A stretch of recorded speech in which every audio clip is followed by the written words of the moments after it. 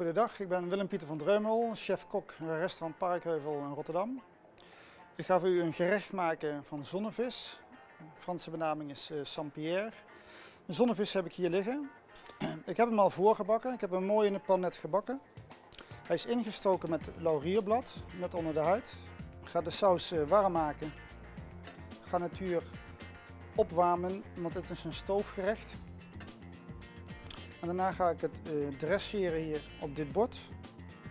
En bovenop het groentegarnituur gaan we wat Sarcornia cress gebruiken.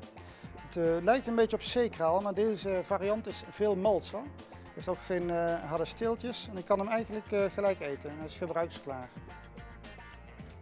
In de vinaigrette ga ik nog een beetje vers gesneden bieslook doen. Dat moet al klaar liggen.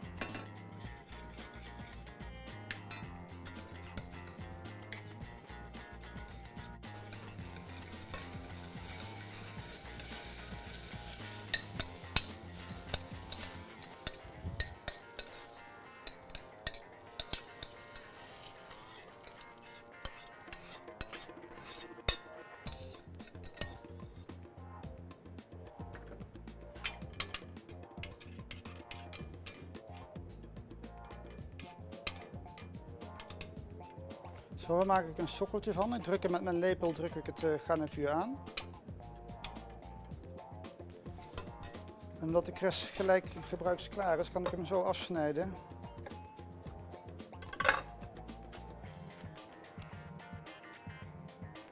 Dan strooi ik hem in het gerecht. Kijk, in de professionele keuken doen we dit allemaal onder een warmtebrug, dus die ook bovenwarmte krijgt. Maar dat is nu niet het geval.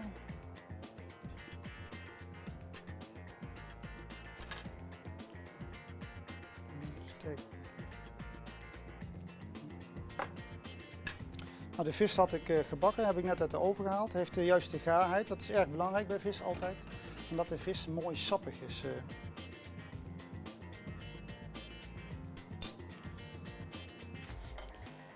En de saus serveren we speels om het gerecht heen.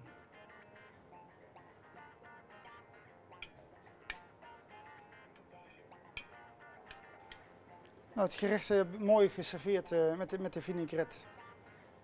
Alsjeblieft, mijn gerecht.